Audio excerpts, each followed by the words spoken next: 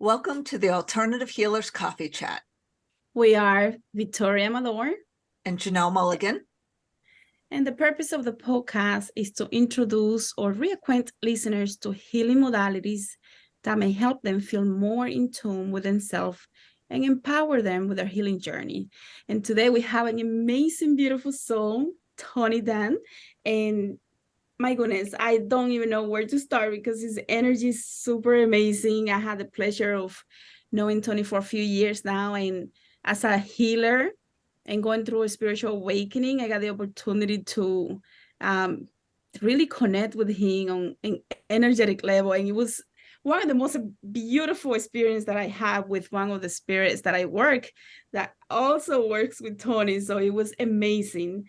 So hopefully we can share about that in the coming moments. But I want to just quickly let you guys know he's an amazing tattoo artist. He's doing also spiritual energy tattoos with the beautiful medicine that we call Hapeh or Rapeh.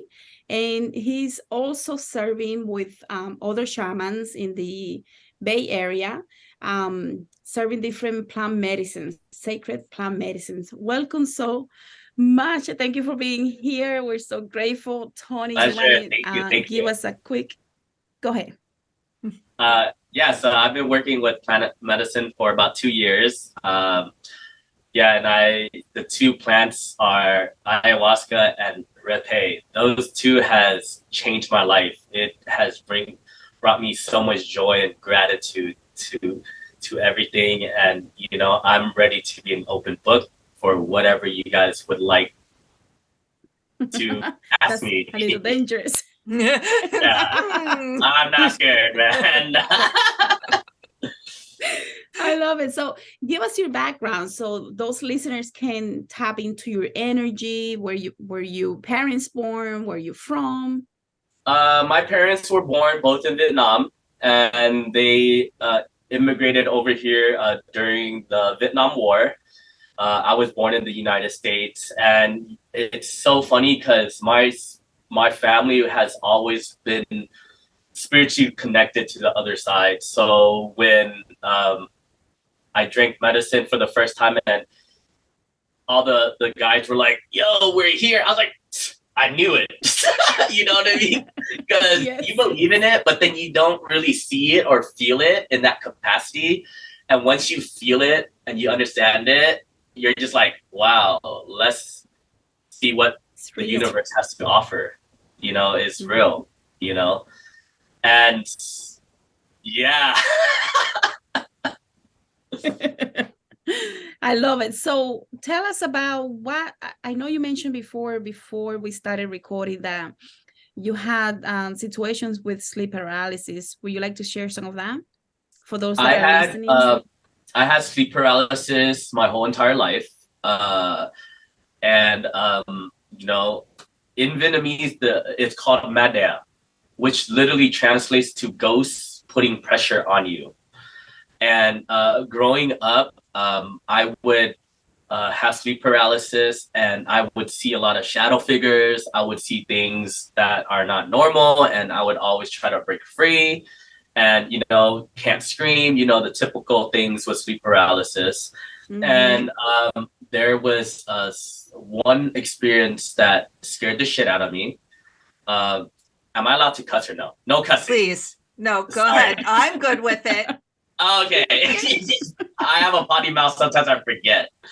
And so I woke up and I saw this little dark figure near my leg. It was going back and forth swaying, and then it ran into the living room, and I heard something broke. I smelled smoke, and I broke free at that point. And I went into the living room. I vividly remember looking outside a window, and there's like a set of red eyes looking at me, and I kind of ignored it. But what I noticed was my dog was barking at the wall. So I was like, nah, I ain't going back into my room. And so I slept in the living room, and I had a dream where something was chasing me and my family's trying to run. And they're being killed, and I wake up to a vibration like my phone was on my neck. I wake up, nothing there, and then I go into the kitchen. All my cabinets, everything was all open, and I'm just like, oh hell no, you know. And then it started. The sleep paralysis started progressing where it was even more intense, where it led to the story where you know, the entity or whatever was so intense where I called on help, whether it was God, Jesus, whatever. And the moment I said Buddha, you know, my body felt really relaxed. I felt like I wasn't even held down anymore. It was very warm, bright light. And just sitting there was the head of Buddha. And I said, I dedicate my life to you. You know what I mean? I don't even understand what that means as a kid, but that's what I'm going to do. How old were you at that age? I was probably 17 or 18 at the time. That's where I was living at my mom's house and stuff. And, you know, my mom, like I said, she was spiritual. So I'll tell her, yo, this is happening to me. I had this thing where I used to hear people cry all the time, you know, whether it's outside my room or certain places. I used to be, as a kid, put my ear on my parents' door. I just remember that, trying to hear my little sister was crying, you know, and I didn't understand that. And every time I told my mom, she would go to the altar and do the blessing and the prayers and whatever she had to do. And that was that. That's just how we lived our life when it came to that stuff. You know. So she believed you. Yeah, my mom never doubted me because she's seen some shit too. You know. Right. So you know, there's the thing in Vietnam. There's a lot of souls, man, spirits. It's a heavily, just a lot of spirits around Vietnam and the death and the Vietnam War. All the cemeteries are on top, you know. So, you know, it's just very connected people in Vietnam. I mean, just like multiple countries, most of us are connected. You know what I mean? True. Yeah. So I'm wondering though, even though your mother believed you, because for a lot of us, right, we never talked about it. We never say anything. And some people, when they did talk about it, they were told that they were crazy. Yeah. So as I raised my hand, I was one of those told very young that wasn't real. Yeah. So that's nice to have somebody hold space for you and help you lean into that. Yeah, well, in my case, I never say anything until I was older because I was afraid of being called crazy. So at least you had someone that believed you. And I mean, I had a really big support system. There's a little bit of cool education. There's a lot of different sectors of Buddhism in this world. There's more than just what we can perceive. And one of the things is we really believe in all the spirits, the demons, and we're just believing them as just another species. You know, so when we're saying demon, doesn't mean that they're evil or anything. You know what I mean? There are evil ones, but also it's like in the grand scheme of things are just energy, right? We as humans are putting the positive or negative charge to whatever it may be. And, you know, I'll share with my whole family, and I have aunts and uncles. A lot of us have seen paranormal things where you know, it would be crazy to society, but it's just normal to us. That's beautiful. We literally have conversations with our spirit guides, like me and you right now. You know what I mean? It's just that simple. Is once you're open to that and you're not suppressing it or repressing it, it allows you to communicate like that. So, you know, with loved ones that pass away, I'm just like, I'll chat with you the next time I'm under medicine or something. You know what I mean? Like, I get to go, hey grandma, how are you? How are things happening? You know, oh, you want to tell mom to have a blessing? I'll relay the message to her. And it's just simple. That is a part of life for my family. You know what I mean? And it's such a beautiful way to live. Yeah, that's beautiful. So tell us about what made you go into the seeking the change to go in and try plant medicine, which is how your spiritual awakening started, right? Yeah, that is definitely, I mean, it was steps. I think the first thing was that sleep paralysis. And then me understanding where I'm just like, I have to understand how the universe works at the capacity so I can operate accordingly. You know what I mean? And what I've learned deep down is we humans are also coding. We're just condensed data, just coding, right? And I wanted to understand my coding a little bit more, you know? And so that drove me to plant medicine. And literally, when Mother Aya calls, it was literally effortless. I just opened up and just did the walking. I didn't plan anything. I didn't expect anything. And literally, you know, when we talk about intentions for medicine, intention is very important, right? My intention was to show me what I'm supposed to see so I can understand what I'm supposed to do. It's just the tool. Right. And that's where it led me to present day. So how did you integrate your sessions after the ceremonies? The beauty of integration is everything. You can learn fucking the secrets of the universe and you forget all, it don't matter. Luckily enough, I knew that I would be working with plant medicine for as long as possible.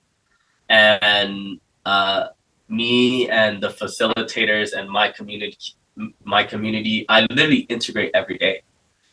I integrate everything. I learn every day. Just recently this morning, one of the facilitators were having trouble. They're moving away and I'm starting a new business. And literally all I did was message him, it's time to integrate what we learned with plant medicine. This is now real life for us. See where it takes us. Right. You know? So tell us about at the beginning, you go into plant medicine. For a lot of people that go into plant medicine, it can be very shocking, the experience, to the point where it's hard to get back to regular life. And then there is a lot of confusion that happens after medicine because you go to such high sometimes and then you crash because there is no integration.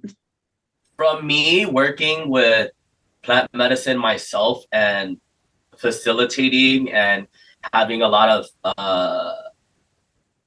interaction with first-time participants with ayahuasca, I get a better understanding where it is heavy for a lot of people, majority of the people. Most people are coming to heal something very traumatic, right? And, you know, the truth is, one time you're not going to understand everything, right? And you have to work at it for a long time to really sit with yourself, you know? As humans, we're always healing, unhealing, new trauma, healing. And with that understanding, you know, I am in a place where I sat with the medicine where there was times when I melted and literally felt what it was to be a caterpillar metamorphing into a butterfly, where all I was mush.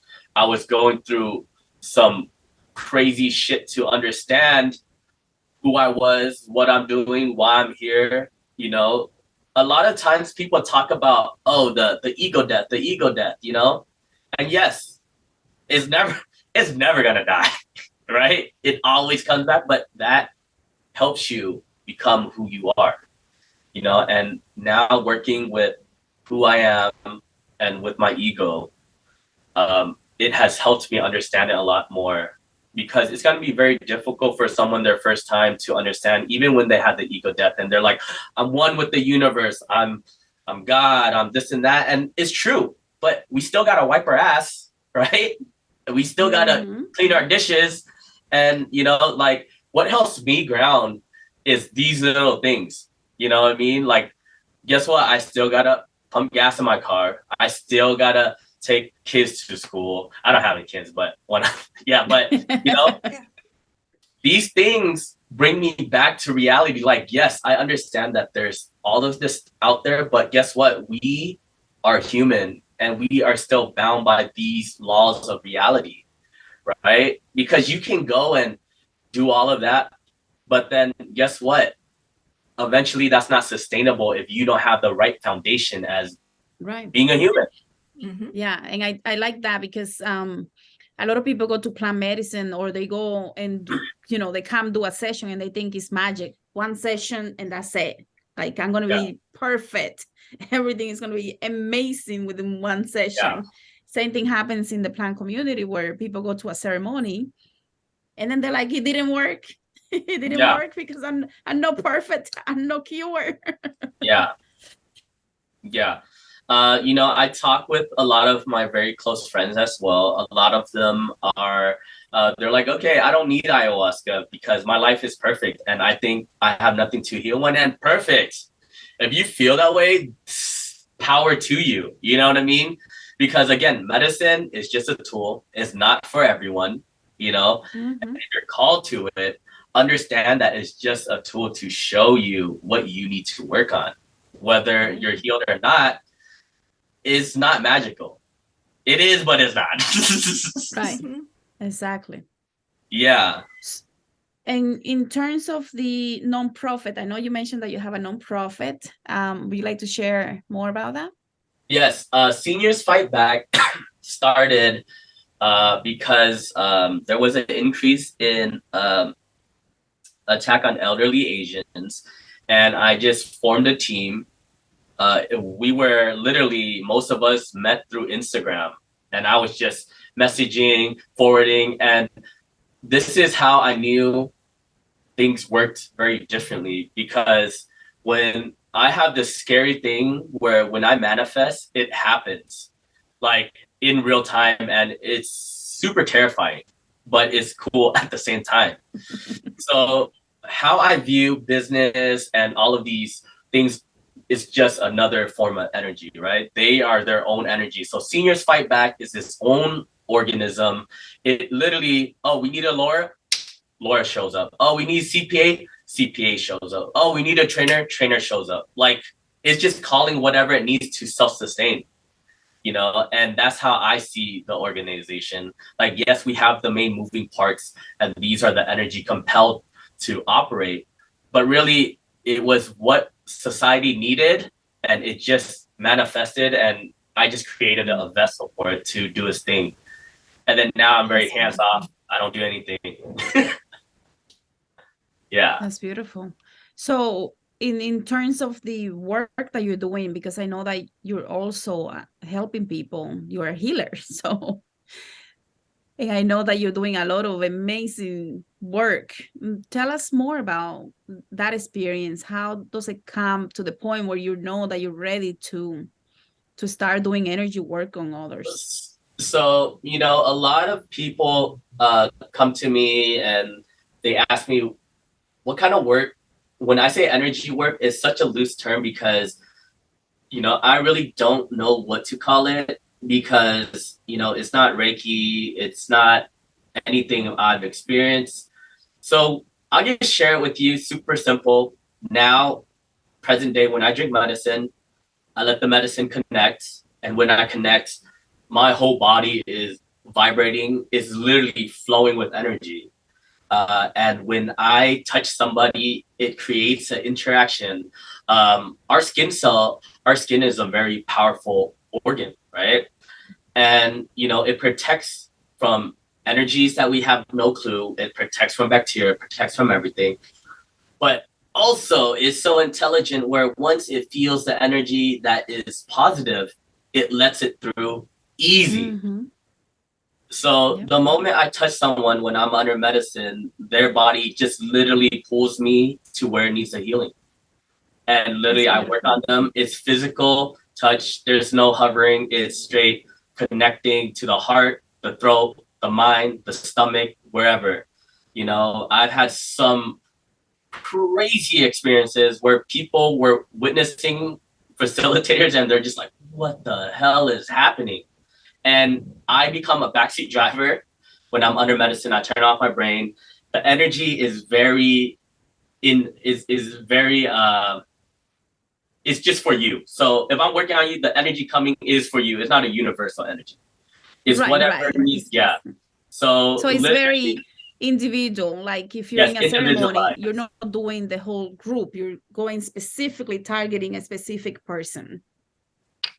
I'll share with you incident that just happened. Freaking insane, man. A couple ceremonies ago, I worked with this Black lady. So amazing.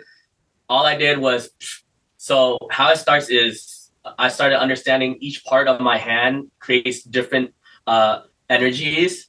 So when I'm pinpointing things, it's just my middle finger. And the moment I touched her forehead, boom, I was taken to this jungle.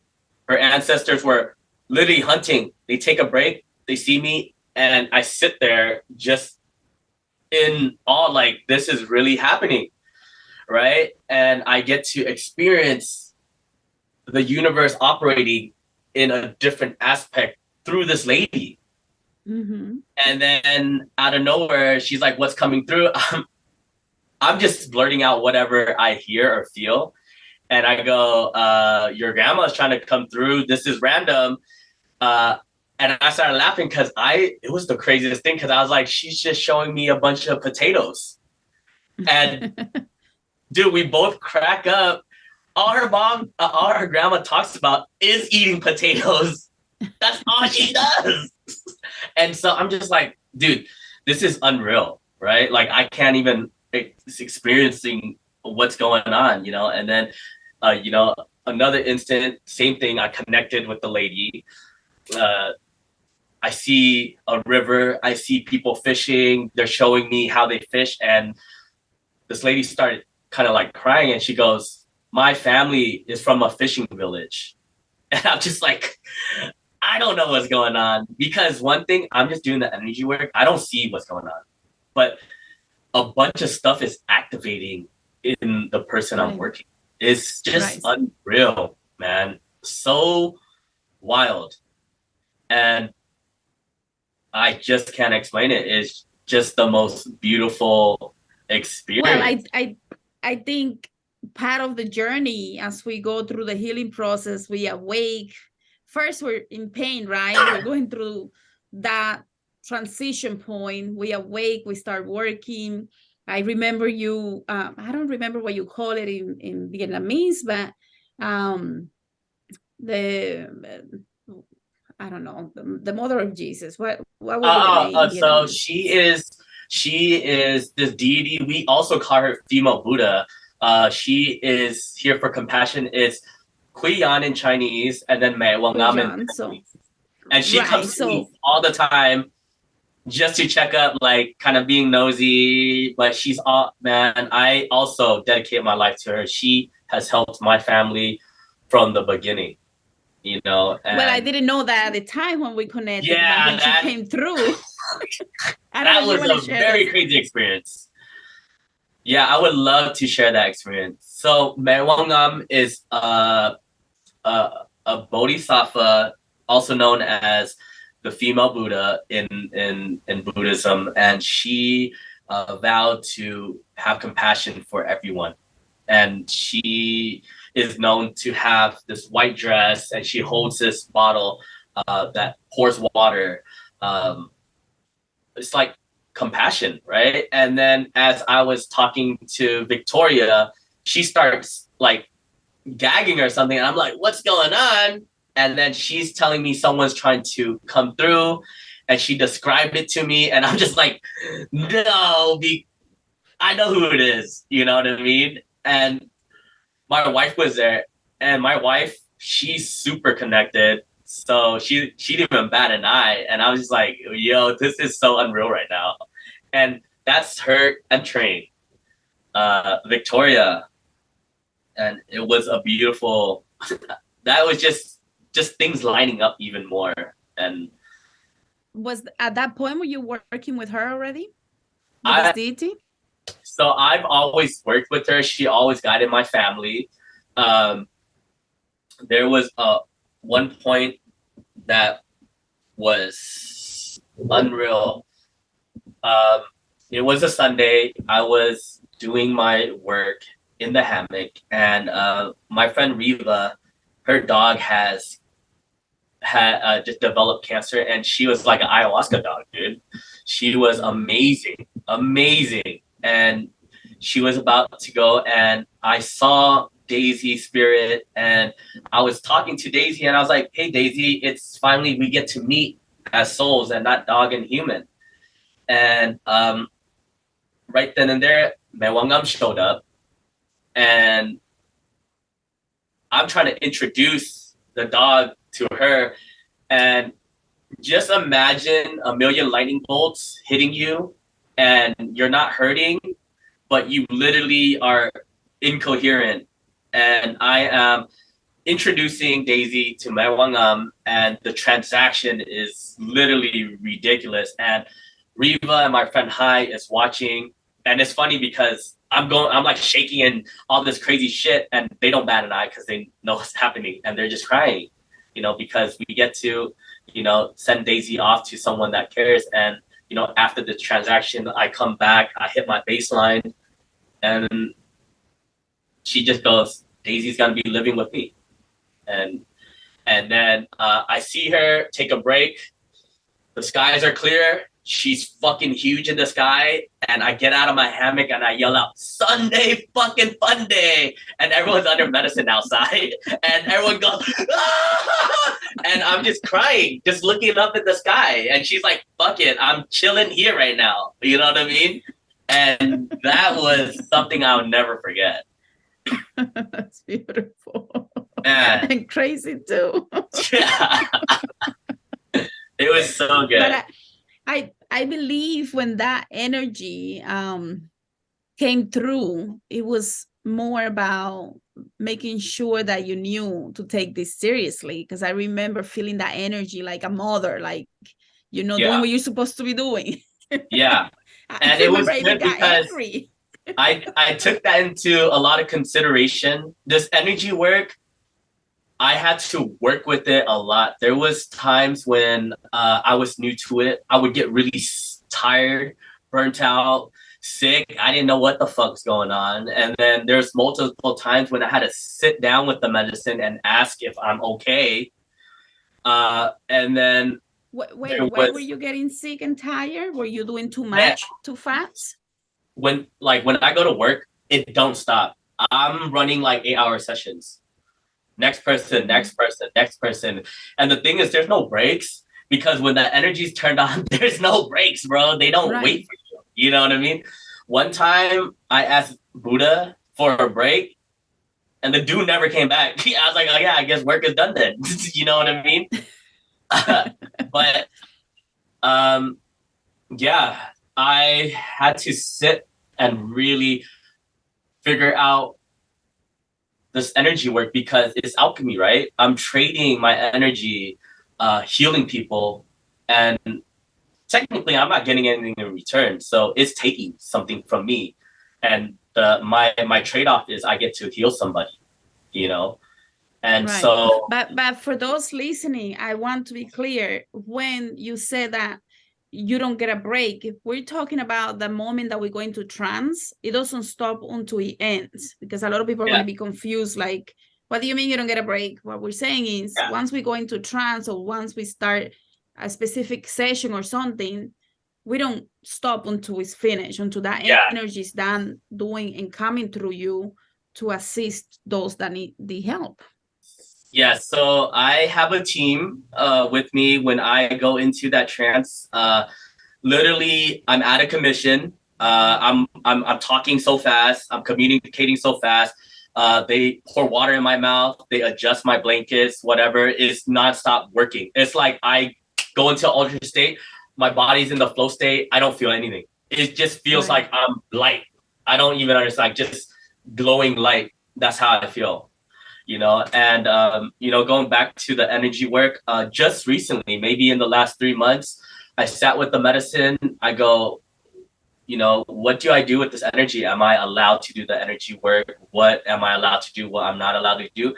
And it's so crazy, because all of these, like spirits kind of come up. I didn't even fucking know what it is until my friend Chuck, also Rapeh mentor, he goes, these are your guides. So everyone's born with guides, right? So literally when I started this, I don't know about chakras. I don't know nothing, dude. I'm freaking a fetus.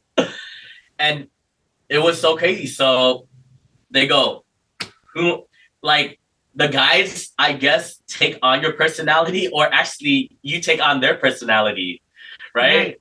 So they're just like, so who wants to take care of this dude? You know, and everyone's just like, blah, blah. And then just this thing came, bright red, gold crown, that showed up meant that she was gonna watch over me. No words, no nothing, boom, done. Right? And then after that, I was deep under medicine the next day. I was deep under medicine, Taita Pedro serves me Rapeh, and I think you know Taita Pedro, right? When he serves Rapeh, he serves Rapeh. I love it, but I throw up all the time. You know what I mean?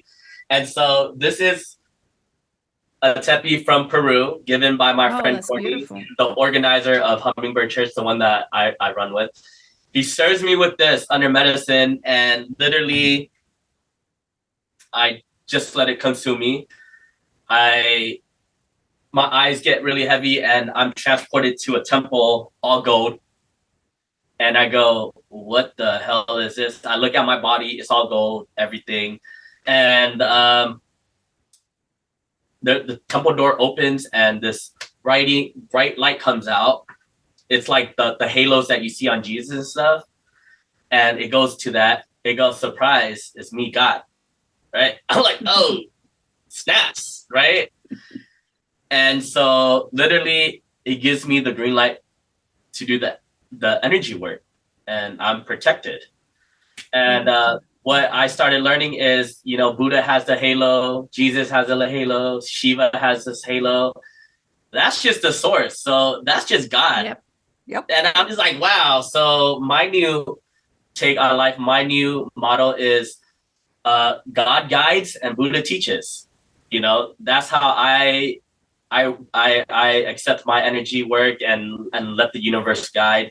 And just recently, when I was in Florida, I messaged you. I was working on my friend's dad. We flew all the way out there. Taita Pedro blessed me to have the medicine, and I worked on his dad. And Mother Mary came through, and God, the presence of God, just to literally feel God is unreal. You know what I mean? Like, wow, I get to do this work and really feel everything that society's feeling or want to feel, and is here. You know what I mean? Mm-hmm. So Tony, I have a question for you. So I'm a Reiki practitioner as well as a quantum healing hypnosis practitioner, and also have started to study theta healing. One of the things in these practices we do is called what I call spiritual hygiene.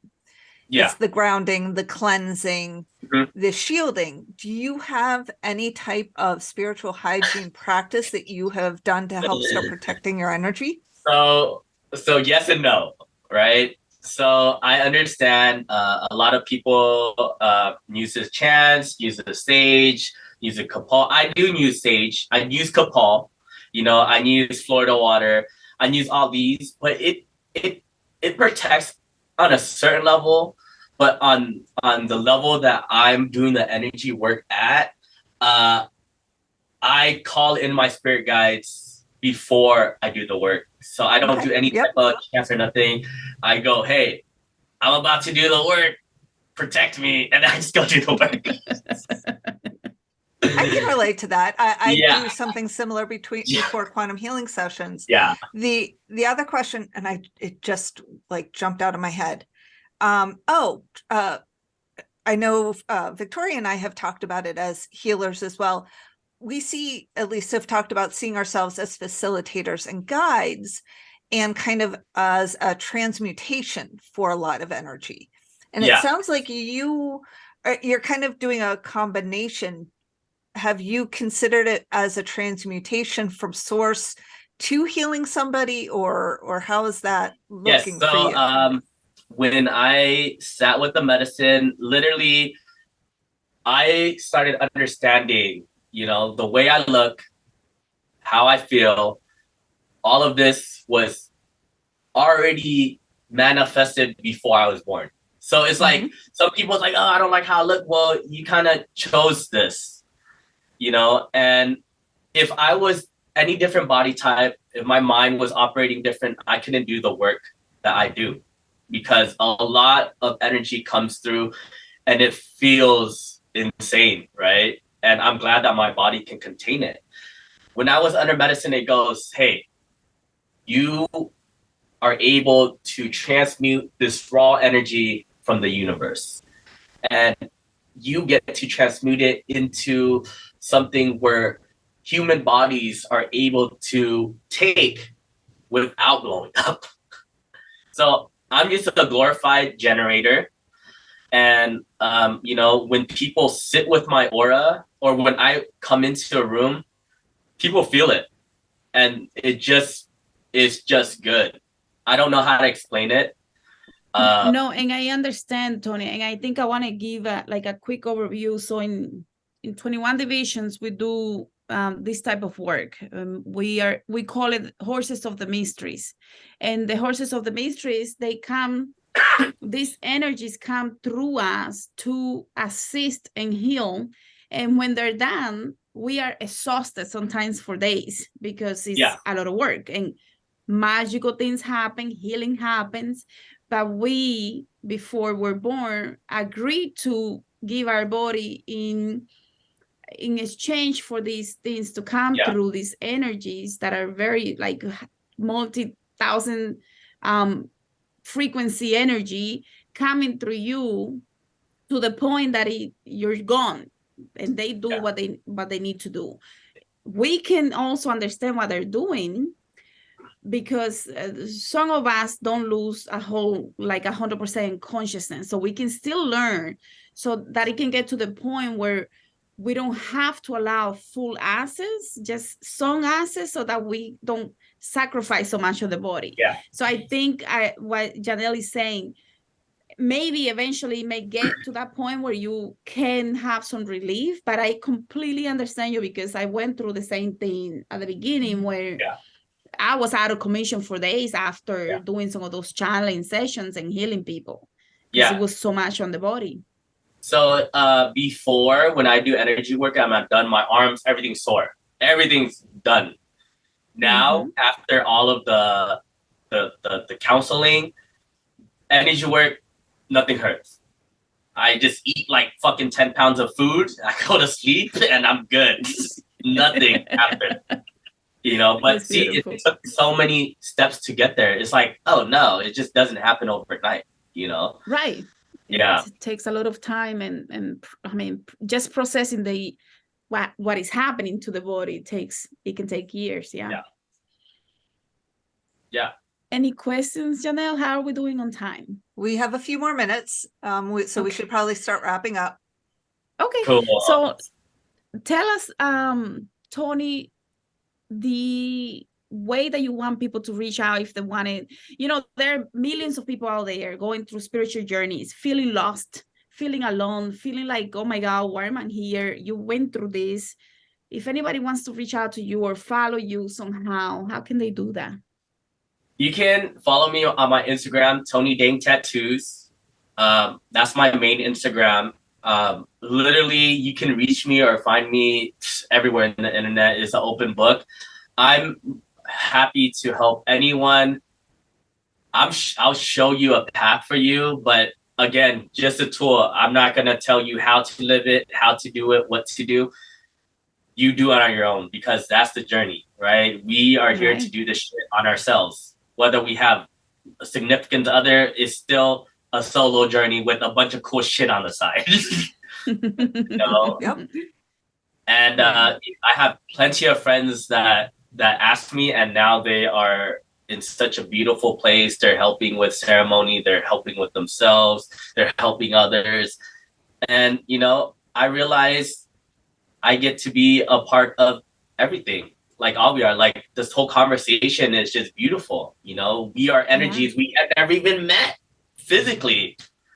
Energy transcends all. You know what I mean? Absolutely. The computers were freaking at. Like, what? You know, this is beautiful. Yeah. So let me ask you, for those that are listening, I know that a lot of people are like, oh, ayahuasca. It's important to find the right shaman, the right practitioner to take you on those journeys. Can you give anyone any suggestions on how to go about that? I can't talk for the United States, but Taita Pedro, you know, I work with him, and our team is beautiful. You know, he's all over the United States. I work with Hummingbird Church in Southern California. Reach out to me if you'd like more information, or, you know, check out Hummingbird Church. Really simple, you know, but really do your research, because if you don't, and you sit with the wrong medicine, it's not really the wrong medicine. It's gonna teach you what you need to learn, and then you're gonna find the right medicine. You know, that's how it is. You know, we go through all this stuff and we learn the lessons we learn so we can not make the same mistakes. You know, and if you do choose the wrong shaman or whatever, it's not really the wrong shaman. It's just that's the path that you have to go. True, I agree. But giving our listeners the opportunity to be educated in things that could help them find the best one to hold space for them, because I have heard some horror stories of. I've heard a bunch. And so, is there anything you would give our listeners to say, you know, here, if you're considering this journey, here are some terms to look for, because just looking up ayahuasca may not help them. Yeah.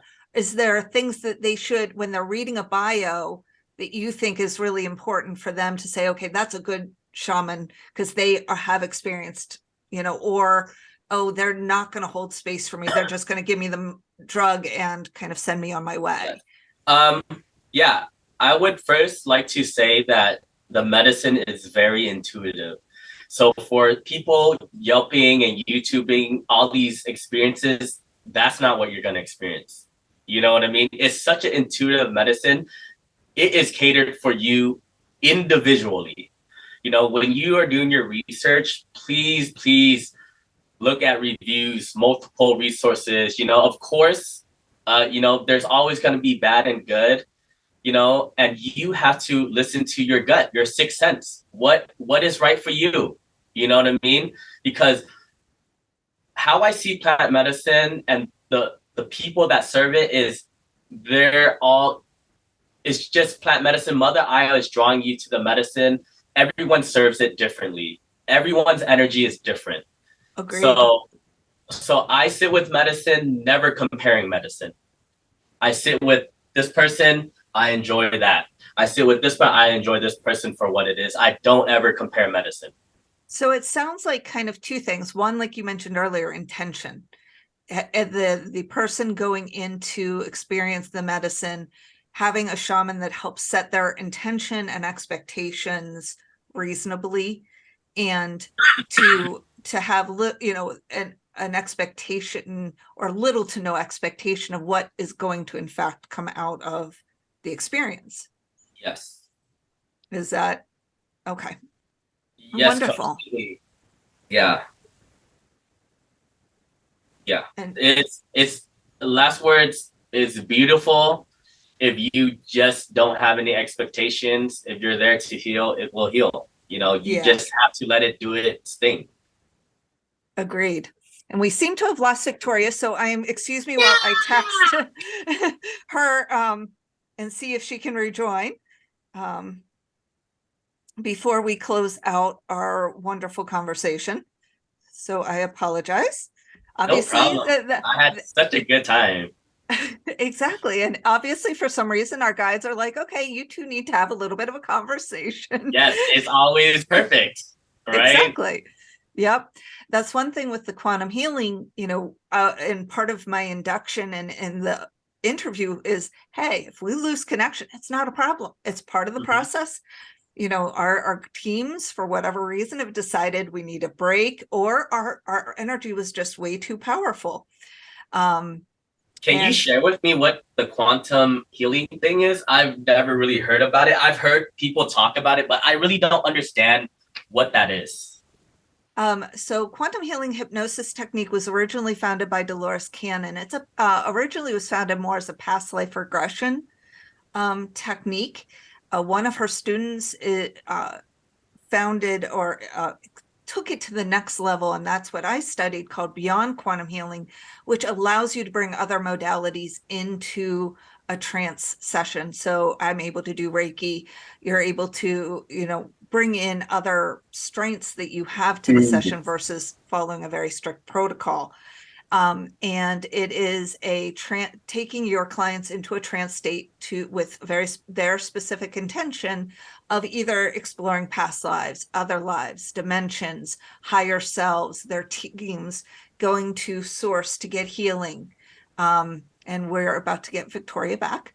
And it is my sessions are from 3 to 5 hours long, from interview, hypnosis, and then kind of debriefing part. So it's a hypnosis technique to help people do that type of healing.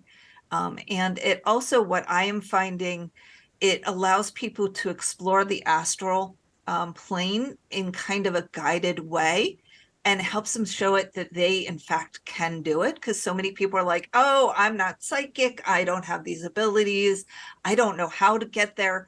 And they are like, I had one client recently who was like, you mean I've basically been doing this every time I go into a meditation? Yeah. Yeah, you can do this without me. That's the point. I want you to be able to do this without me, but I want to be here to hold space for you in the meantime, and help you on that trance. Cool. Hell yeah. So, welcome back, Victoria. I don't know what happened. So I saw you freeze for a minute, and then you just kind of popped out, and I was like, oh, obviously Tony and I were just supposed to continue a conversation for a little while. There you go. You guys can continue. Yes, we did. Yeah. Okay, so we are pretty much at time. Tony, do you have any last words you would like our guests to know or take away from our conversation today? The medicine is you, man. Just fucking love yourself, dude. It's so simple. Just freaking love yourself, and everything will fall in place. That's beautiful. Yeah. Well, that's beautiful. Thank you so much. Thank you so much. I appreciate everything. I have fun. Yeah, I had a great time. It's funny because I normally do the interviewing, and then it's really awkward kind of to be the interviewee. Oh, amazing. Thank you so much. Yes. Thank you.